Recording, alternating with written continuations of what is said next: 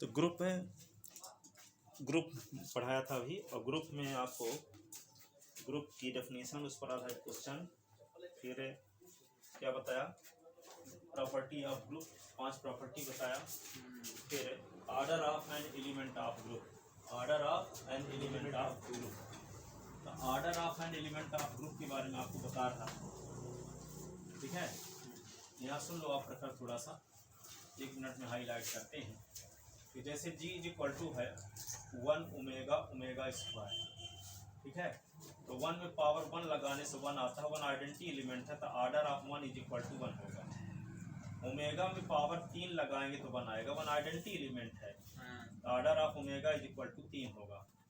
अब omega square में power 3 लगाएंगे तब ओमेगा की पावर 6 आएगा, इसको omega cube into omega cube लिख सकते हैं, तो 1 इंटू 1, तो 1 आया, आइडेंटिटी एलिमेंट है 1। इसका मतलब ओमेगा स्क्वायर का जो ऑर्डर है 3 होगा, तो order of omega square is equal to 3। Group के किसी एलिमेंट का ऑर्डर वह पॉजिटिव नंबर है, वह पॉजिटिव नंबर है जिसको, वह स्मॉलेस्ट पॉजिटिव नंबर है जिसको पावर के रूप में अप्लाई करने से उस ग्रुप का आइडेंटिटी एलिमेंट आ जाए, स्मॉलेस्ट पॉजिटिव इंटीजर, ठीक है। आप कहोगे 1 की पावर 1 रखने से 1 आता है, तो हम 1 के पास 50 रख देंगे तो 50 भी ऑर्डर ना होगा। तो हम बोल रहे हैं पॉजिटिव, लीस्ट पॉजिटिव इंटीजर, छोटा पॉजिटिव इंटीजर होना चाहिए, ठीक है, जिसको पावर के रूप में अप्लाई करने से आइडेंटिटी एलिमेंट आए। अब कहोगे ओमेगा क्यूब बराबर 1 आता है, तो ओमेगा का ऑर्डर तो 3 हो गया, तो ओमेगा के पावर 6 कर देंगे तब भी तो बनाएगा, लिस्ट नहीं रहेगा, ठीक है। तो ये ऑर्डर कहलाता है, ये बताया था। अब इस पर थ्योरम भी बता चुका था। अब देखो यहाँ पे अब आता है सब group, chapter second, chapter unit first का सेकंड पार्ट, इसको कहते हैं सब ग्रुप। क्या बोलते हैं? सब ग्रुप, चैप्टर 2 यूनिट फर्स्ट का सेकंड पार्ट है ना, ये सब ग्रुप है। फिर साइक्लिक ग्रुप आएगा, ठीक है, यूनिट फर्स्ट सेकंड पार्ट। अब देखो यहाँ पे इसको समझने के लिए थोड़ा सा भूमिका समझो इसकी, कि जैसे मान लो कि G इज इक्वल टू 1 और -1 लेते हैं, एक नॉन एम्प्टी सेट है। इसमें हम देखते हैं कि 2 एलिमेंट है, कोई ले लें तो 1 और -1, और दोनों का मल्टीप्लाई करें तो -1 आएगा, -1 G का मेंबर है। इसका मतलब इसमें क्लोजर प्रॉपर्टी होल्ड हो रही है। फिर यहाँ पे देखें कोई 3 एलिमेंट लो, 3 एलिमेंट है ही नहीं, कोई एलिमेंट को रिपीट करना पड़ेगा, तो 1 1 -1, तो 1 into 1 into -1 is equal to 1 into 1 into -1, ये क्या आएगा, -1 इज इक्वल टू -1 सॉल्व करने से। तो इसका मतलब G2 प्रॉपर्टी भी होल्ड हो रही है इसमें, एसोसिएटिव लॉ, ठीक है। इसमें आइडेंटिटी एलिमेंट होना चाहिए, इसमें G में एक ऐसा एलिमेंट होना चाहिए कि वे एलिमेंट और सारे एलिमेंट के बीच ऑपरेशन लगाएं तो उन एलिमेंट को कोई फर्क ना पड़े। G3 इज इक्वल टू क्या होगा, यहाँ पे 1 में 1 का मल्टीप्लाई तो 1, और -1 में 1 का मल्टीप्लाई तो -1, तो -1 क्या हुआ, आइडेंटिटी एलिमेंट है। इसका मतलब आइडेंटिटी एलिमेंट का एग्जिस्टेंस है, G3 प्रॉपर्टी भी सेटिस्फाई हो रही है। G4 के लिए क्या करोगे, 1 में किसका मल्टीप्लाई करेंगे, 1 आए, 1 पे 1 1 में 1 का, तो 1 में 1 का 1 आएगा, तो 1 का इनवर्स एलिमेंट भी 1 है। और -1 में किसका मल्टीप्लाई करेंगे, 1 आए, तो -1 का इनवर्स एलिमेंट -1, तो G में 2 एलिमेंट थे, दोनों का इनवर्स एलिमेंट जो होगा वो G में कंटेन कि नहीं है। इसका मतलब क्या हुआ, G मल्टीप्लिकेशन बाइनरी ऑपरेशन के रिस्पेक्ट ग्रुप की सारी प्रॉपर्टी होल्ड करता है, ये ग्रुप हो गया कि नहीं।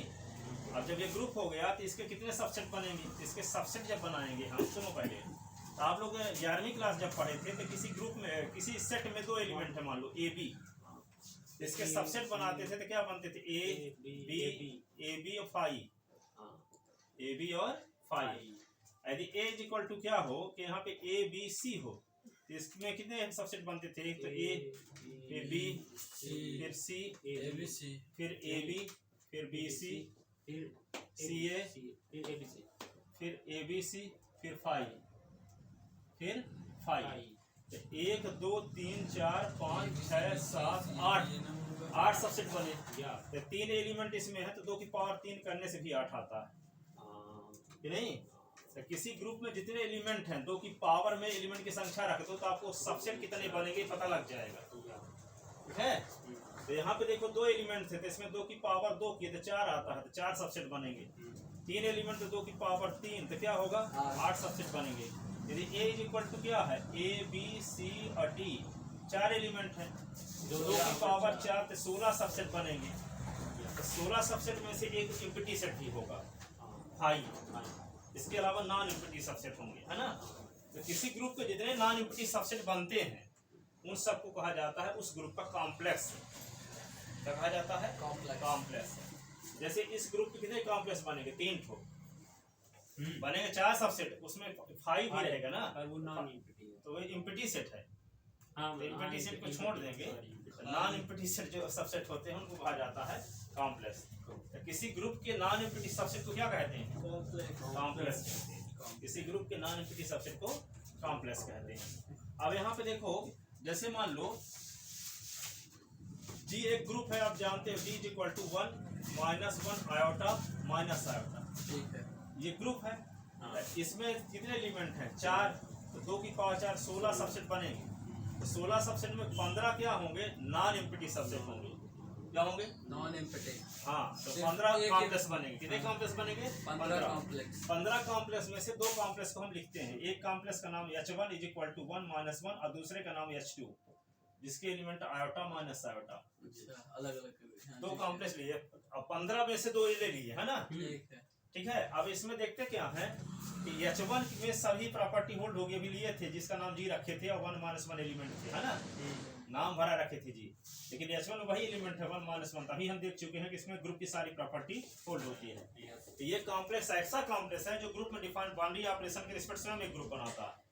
लेकिन ये कॉम्प्लेक्स एक ऐसा कॉम्प्लेक्स है प्रकार, ये कॉम्प्लेक्स एक ऐसा कॉम्प्लेक्स है कि 2 एलिमेंट ले लो, इसके 2 एलिमेंट लोगे तो आयोटा माइनस आयोटा लेते हैं तो दोनों को मल्टीप्लाई करोगे तो क्या आएगा minus iota square. Minus iota square तो माइनस आयोटा स्क्वायर की वैल्यू -1 तो 1 आती है, तो 1 कंटेन नहीं है H2 में, नहीं है। इसका मतलब इसमें क्लोजर प्रॉपर्टी होल्ड नहीं हो रही। पहली प्रॉपर्टी। ठीक है, G3 प्रॉपर्टी भी होल्ड, आइडेंटिटी एलिमेंट भी इसमें नहीं है। ठीक है, इसलिए ये ऐसा कॉम्प्लेक्स है जो ग्रुप में डिफाइंड बाउंड्री ऑपरेशन के रिस्पेक्ट में ग्रुप नहीं है। लेकिन ये कॉम्प्लेक्स ग्रुप का ऐसा कॉम्प्लेक्स है जो ग्रुप में डिफाइंड बाउंड्री ऑपरेशन के रिस्पेक्ट स्वयं एक ग्रुप है। तो जो कॉम्प्लेक्स ग्रुप में डिफाइंड बाउंड्री ऑपरेशन के रिस्पेक्ट स्वयं एक ग्रुप होता है उस कॉम्प्लेक्स को कहते हैं उस ग्रुप का सब ग्रुप। ये ग्रुप, हाँ, इस ग्रुप का ये सब ग्रुप है, लेकिन इस ग्रुप का ये सब ग्रुप नहीं है, क्योंकि ये कॉम्प्लेक्स ऐसा कॉम्प्लेक्स है जो ग्रुप में डिफाइंड, इसकी बाउंड्री ऑपरेशन मल्टीप्लिकेशन है, तो इसी ऑपरेशन के रिस्पेक्ट ये भी क्या बना दे, यदि ग्रुप बना दे तब ये कहलाएगा क्या सब ग्रुप। सब ग्रुप क्या कहलाएगा सब ग्रुप। क्या कहलाएगा सब ग्रुप। ठीक है, जैसे मान लो एक्सीलेंस स्कूल में आपके पिताजी लेक्चरर है मैथ के और आप भी क्या मैथ के लेक्चरर बन गए, तो आप उनके लड़के हो, इसलिए आप क्या कहलाओगे सब ग्रुप। और पिताजी क्या कहलाएंगे ग्रुप। ठीक है, तो यहाँ पे ये क्या है सबसेट है H2 जी का, लेकिन सबसेट में ये सबसेट है ग्रुप का, लेकिन सबसेट में ग्रुप की सारी प्रॉपर्टी होल्ड हो रही है। Yes sir. ये क्या कहलाएगा कॉम्प्लेक्स। ये कॉम्प्लेक्स एक ऐसा कॉम्प्लेक्स है जो जिसमें ग्रुप की सारी प्रॉपर्टी होल्ड हो रही है, इसलिए सब ग्रुप कहलाएगा। लेकिन ये कॉम्प्लेक्स ऐसा कॉम्प्लेक्स है जो ग्रुप की सारी प्रॉपर्टी होल्ड नहीं हो रही, इसलिए ये कॉम्प्लेक्स सब ग्रुप नहीं, ये कॉम्प्लेक्स सब ग्रुप नहीं है।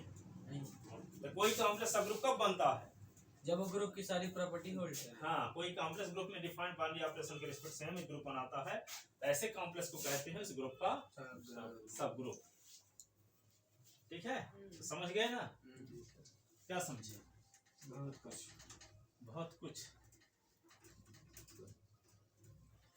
तो लिखो कॉम्प्लेक्स ऑफ ग्रुप। अच्छा, definition complex of group all non-empty subset of any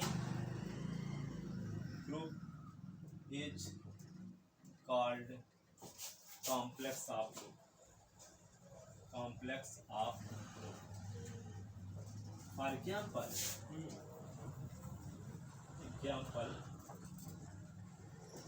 G is equal to 1 minus 1 is a multiplicative group. Multiplicative multiplicative group and all subset of G as follows. निम्नानुसार all found 1 minus 1 1 minus 1 and यहाँ 5. Here non-empty subset. Here subset of any group non-empty subset is called complex subset R क्या क्या हुए ये 1 minus 1 और 1 minus 1 are called non-empty subset R ये these subset are called these subset are called complex subgroup G complex of group G. all subset G as follows. लिख लेते ना कि नहीं दो लैंग्वेज बची so it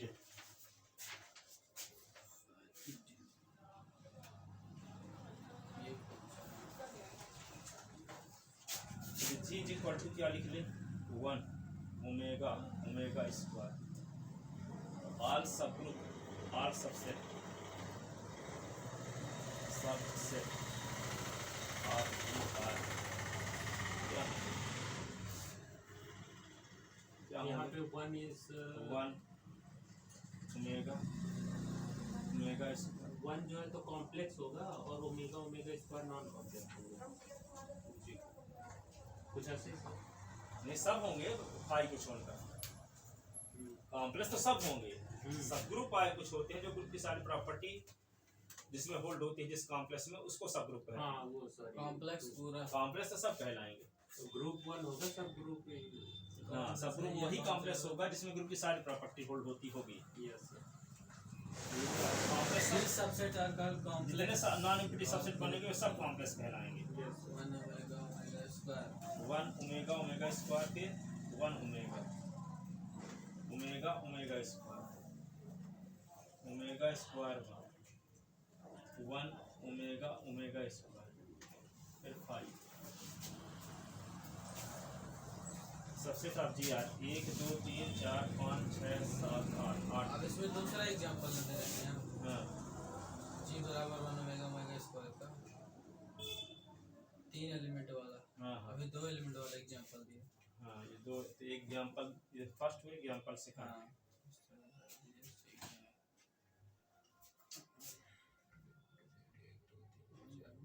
तीन जो है तो 8 2 पावर 3 8 बनेगा here all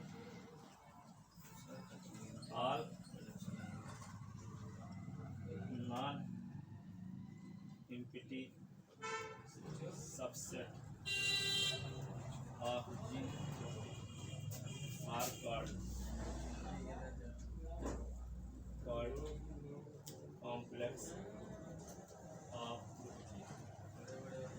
complex of group G तो यहाँ पे देखो फाई को छोड़कर ये सब क्या कहलाएंगे कॉम्प्लेक्स फाई कॉम्प्लेक्स नहीं कहलाए Here all non-empty subset of G are called complex.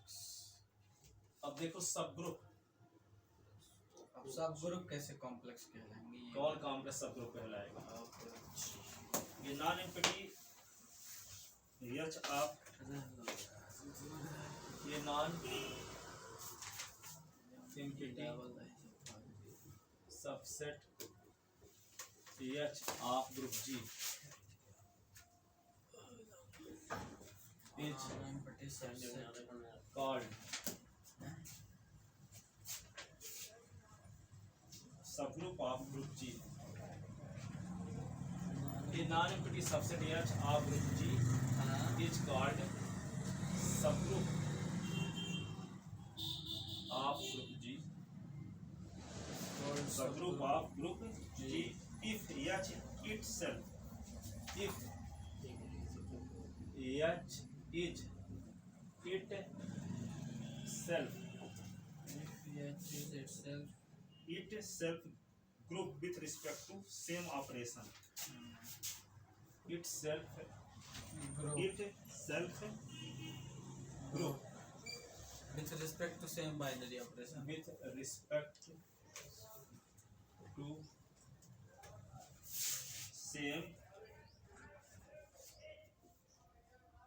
same binary operation defined in G में डिफाइंड बाइनरी ऑपरेशन के एक्सप्रेशन में ग्रुप बनाता है H is itself group with respect to same binary operation defined in G. For example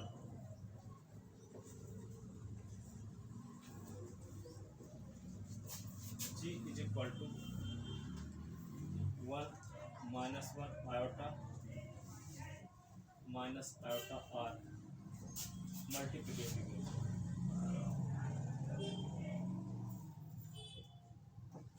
group and H1 and H2 H1 is equal to 1 minus 1 and H2 is equal to iota minus iota Multiplicative group. R2 complex of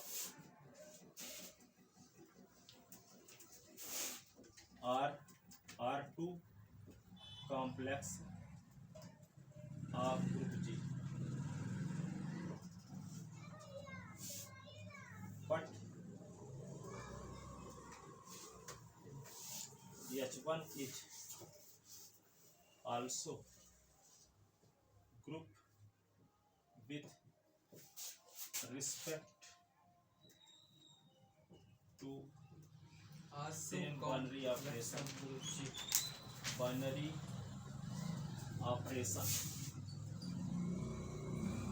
operation defined in group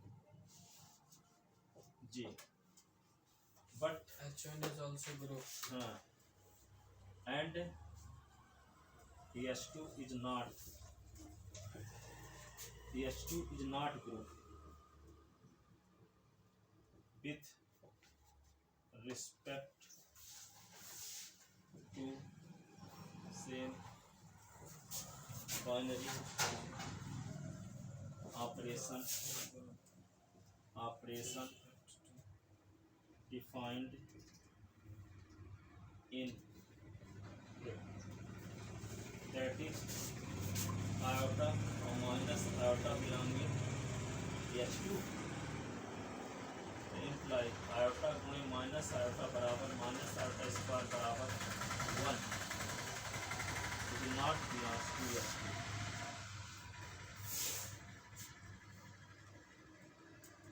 here closure property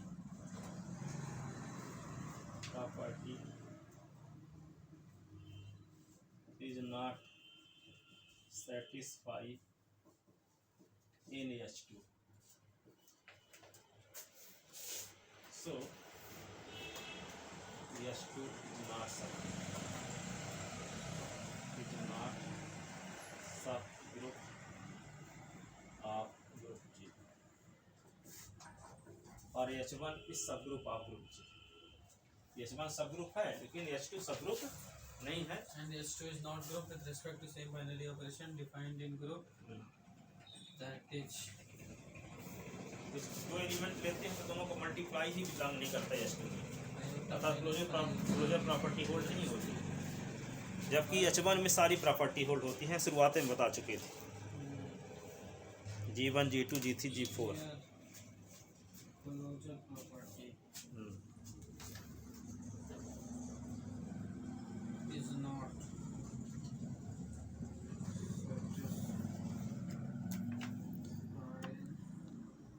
in H2 मतलब one does not belong to H2 ये क्या है इसका मतलब क्या निकलेगा sir मतलब H2 में 1 नहीं बिलोंग करता ना, H2 इज नॉट सब ग्रुप ऑफ ग्रुप जी।